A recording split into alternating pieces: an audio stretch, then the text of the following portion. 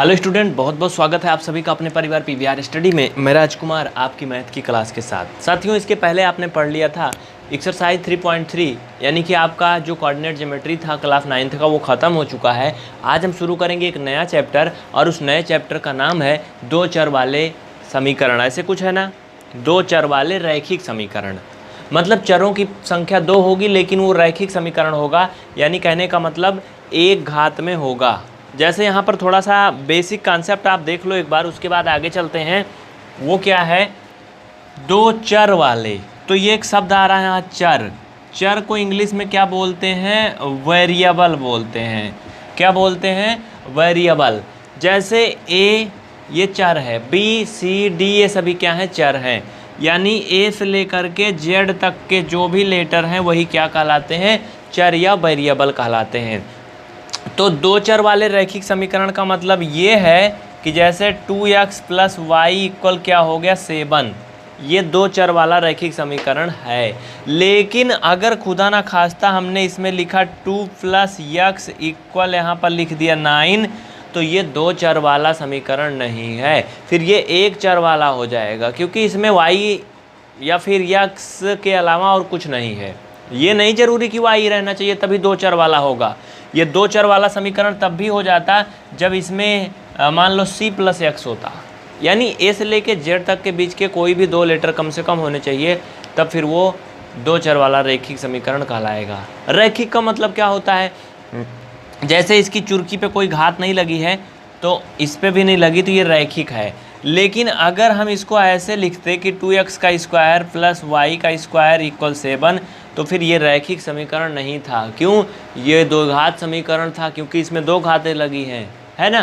कैसे जानते हैं कि कौन सी घात का समीकरण है, पता है, अधिकतम जितनी घात लगी होती है किसी समीकरण में उतने ही घात का वो समीकरण कहा जाता है। जैसे इसमें ज़्यादा से ज़्यादा घात कितनी है, दो है ना, दोनों पे दो ही दो है, तो ये द्विघात समीकरण है। लेकिन अगर हम इसमें से एक मिटा दें y से, तब भी ये द्विघात का समीकरण ही कहलाएगा। क्यों, क्योंकि इस पे y पे एक घात है, इस पे दो है, तो तब भी दो घात का है। लेकिन अगर खुदा ना खास्ता हमने इस पे भैया 4 घात लिख दिया, तब क्या होता पता है आपको, तब ये 4 घात का समीकरण हो जाता। फिर दो घात से कोई मतलब नहीं है, मतलब ज़्यादा से ज़्यादा जितनी घात लगी रहेगी उतने ही घात का वो समीकरण कहलाता है। बात समझ में आई ना। इतना हम बुक का क्वेश्चन देखेंगे, लेकिन अगर आप कॉन्सेप्ट सीखे रहोगे तो आपके लिए आसानी होगी। बाकी ये सब बहुत आसान है, समझने की कोशिश करिए। अगर नहीं समझ में आ रहा तो बता देना, बिल्कुल टेंशन नहीं लेना, आपको हम सिखाएंगे पूरी गारंटी के साथ। चलिए देखते हैं। क्वेश्चन कह रहा है एक नोटबुक।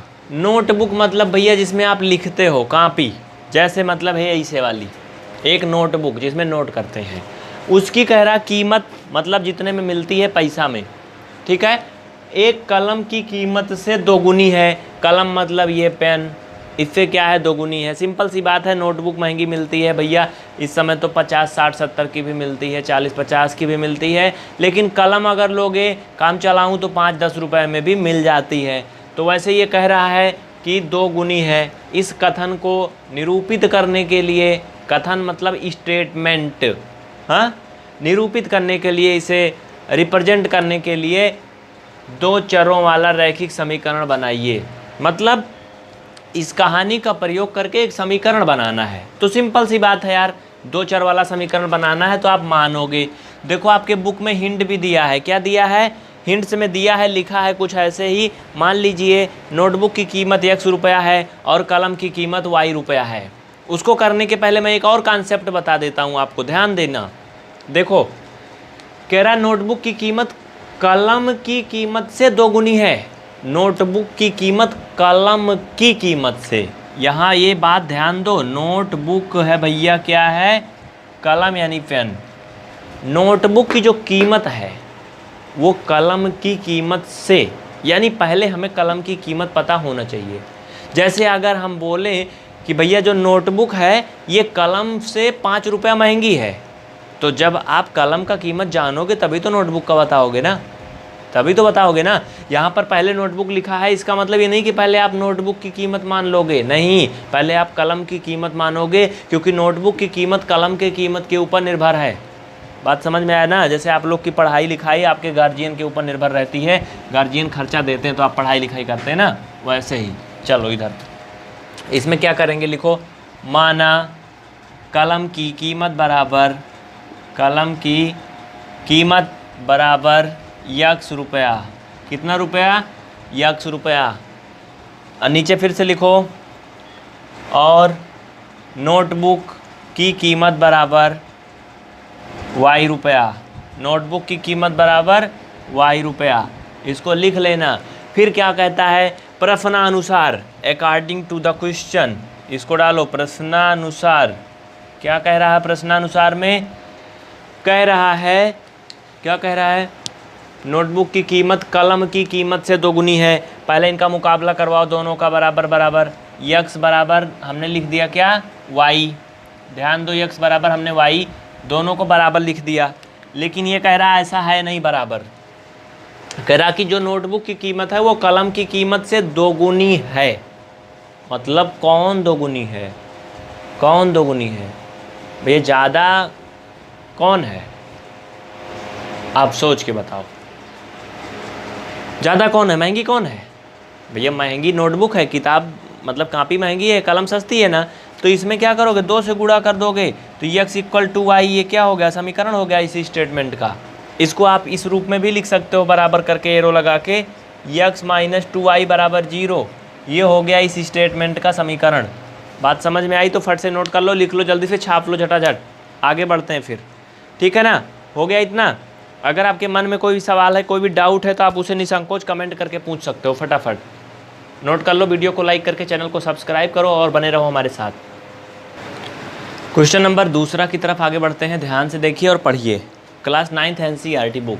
कह रहा कि निम्नलिखित समीकरणों को ax plus B Y plus C equal 0 के रूप में व्यक्त कीजिए और प्रत्येक स्थिति में एवरी सिचुएशन में find the value of A B and C. कैसे? ध्यान से देखना। देखिए हमें क्या करना है, जो भी समीकरण दिया है उसमें पहला नंबर तो जो भी कांस्टेंट है यानी अचर पद है उसको पक्षांतर करके इस साइड लाना, इधर 0 बना देना है। ऐसा इसलिए करना है क्योंकि जो हमें समीकरण जिससे तुलना करना है कह रहा है, जिसके रूप में लिखने को बोल रहा है, उसमें देखो दाहिनी साइड में यानी LHS साइड में ओनली 0 है। तो इसमें भी हम वैसे ही करेंगे। तो भैया ये आपका 2x प्लस 3y वैसे हो जाएगा। ये पूरा का पूरा पकड़ के इधर ले आओ, इसके चुरकी पे बार लगाओ, बार जमा रहने दो, उसको कुछ नहीं करना। तो इधर लाओगे तो इधर ये माइनस में हो जाएगा 9.35 और इसके ऊपर ऐसे बार हो जाएगा बराबर 0। उसके बाद क्या करोगे, नीचे लिखो, नीचे लिखो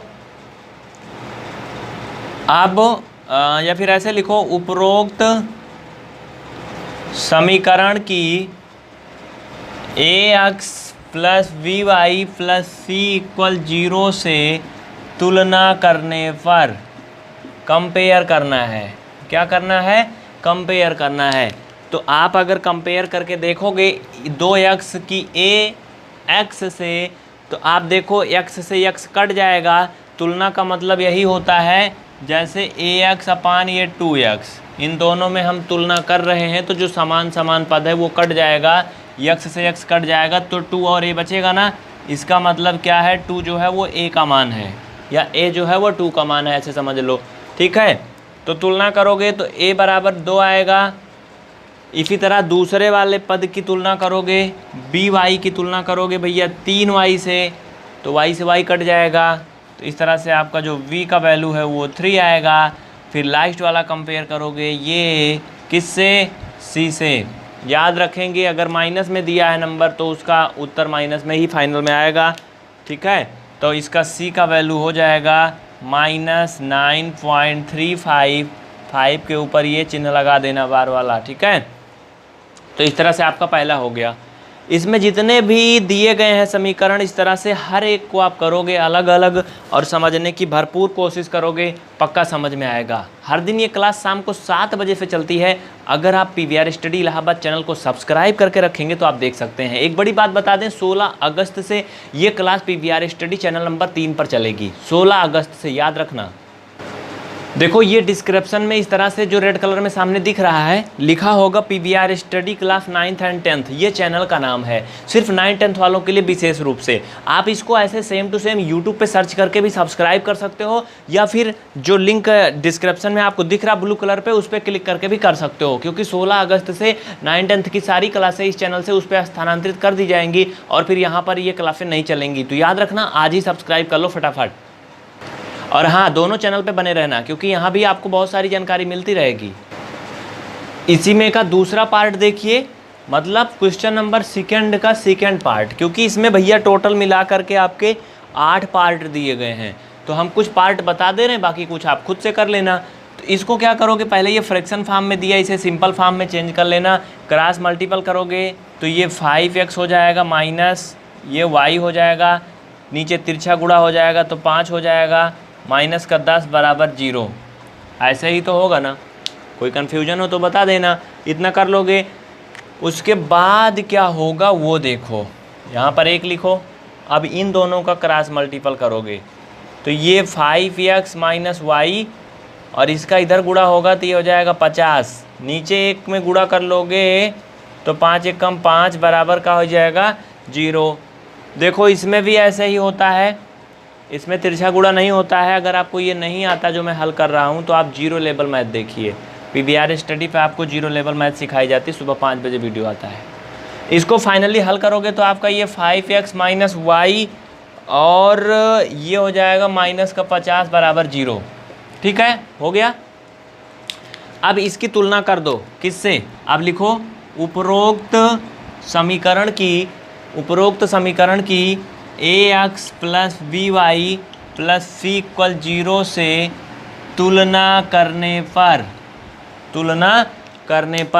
तो भैया तुलना करोगे, अगर ax करोगे 5x के बराबर तो x से x कट जाएगा तो a बराबर 5 आएगा।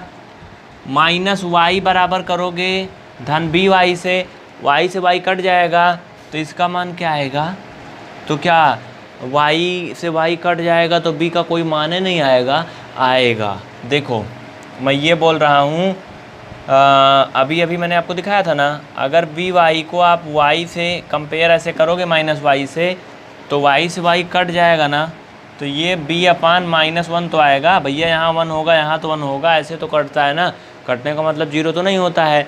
तो ये -1 इसका मान है, यानी b का वैल्यू कितना आया -1। इस तरह से c की बात करेंगे तो ये भी माइनस में है 50, c की जगह पे क्या हो जाएगा 50 हो जाएगा। नोट कर लो जल्दी से, इसमें और भी पार्ट दिए गए हैं, आप उन्हें ट्राई करोगे तो बिल्कुल आएंगे, पक्का समझ में आएंगे। अगर आपको ये बेसिक कॉन्सेप्ट नहीं आता है तो PVR स्टडी का जीरो लेवल मैथ देखिए, जहाँ पर आपको शून्य से शिखर तक सिखाया जाता है। तो इतना हो गया तो आप जल्दी करिए, थोड़ा सा टाइम है आपके सामने लिखने के लिए। आपको एक बड़ी बात बता दें कि आप कोई भी वीडियो को YouTube पे डाउनलोड ना करें, PVR स्टडी की सारी वीडियो ऑनलाइन देखें, आपको पूरा कोर्स YouTube पर देंगे। और हाँ, वीडियो को ज़्यादा से ज़्यादा खूब शेयर करें, हम प्रत्येक वीडियो में मोबाइल नंबर शेयर करते हैं, आप देख सकते हैं ऊपर।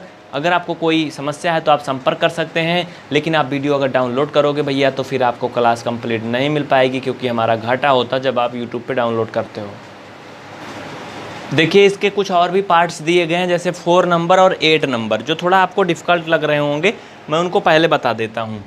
देखो यार, इसमें आप कहोगे c का मान है ही नहीं, उसमें कहोगे b का मान नहीं है, तो कोई दिक्कत नहीं है, ये x माइनस 3y बराबर 0 हो जाएगा। अगर c का कोई मान नहीं है इसमें, तो आप इसकी तुलना जब करोगे ax धन by धन c बराबर 0 से, तो c की वैल्यू 0 आ जाएगी, क्योंकि c का मान कुछ है ही नहीं, तो c की किसी से कंपेयर होगी नहीं। तो आप समझ गए ना, यहाँ से a का मान निकालोगे तो x से x कट जाएगा, तो a का मान 1 आ जाएगा। b का मान निकालोगे y से y कट जाएगा, -3 आ जाएगा। c का मान निकालोगे कुछ नहीं तो 0 हो जाएगा। वैसे इधर भी कर लोगे, ये हो जाएगा 2x और -5 बराबर 0। इसकी कंपेयर करोगे तो a का मान आ जाएगा 2, b का मान क्या, y वाला पद तो है नहीं, तो b का मान कुछ नहीं आएगा 0, और c का मान हो जाएगा -5। यह होता है तरीका हल करने का। उम्मीद करते हैं आपको समझ में आया होगा। अगर आया है तो जल्दी से वीडियो को लाइक करें और चैनल को सब्सक्राइब करके बेल आइकन ज़रूर ऑन करना, जिससे कि आप हर एक क्लास को देख सको और अच्छे से पढ़ सको ईमानदारी से। इसके लिए आपको क्या करना है, देखो जैसे वीडियो चल रहा है, नीचे रेड कलर पे ऐसे सब्सक्राइब करना है, इस पे याद रखना। यहीं पे ऐसे देखो, ऐसे होगा आपकी मोबाइल में, कैसे ऐसे रेड कलर लिखा होगा ना, ऐसे सब्सक्राइब, इस पर एक बार टच करना। बगल में एक घंटी आएगी, इस पर दबाना और ऊपर ऑल नोटिफिकेशन पे क्लिक कर देना। इसके बाद यहाँ अंगूठे के निशान पे एक बार टच करना। इतना कर दोगे तो आपको सारी क्लासें हर दिन मिलती रहेंगी और आप ऐसे घर बैठे पढ़ाई करते रहोगे। फिलहाल ये पीवीआर स्टडी का दूसरा चैनल मैं आपको दिखा रहा हूँ, जिस पे आप देख रहे हो वो दूसरा चैनल है, तो दोनों को सब्सक्राइब करना। तो ठीक है, आप समझ गए ना। मिलते हैं फिर कल की क्लास में 7 बजे से। आपका एक एक्सरसाइज ये खत्म हो गया 4.1, ये भी याद रखना। 4.2 भी कल ख़त्म हो जाएगा आपका, केवल 4.4 तक है ये चैप्टर नंबर 4, उसके बाद ये ख़त्म हो जाएगा, पूरा अभ्यास ही खत्म हो जाएगा। तो फटाफट आप चैप्टर ख़त्म करते रहिए और क्लास को रेगुलर देखते रहिए ईमानदारी से। जय हिंद।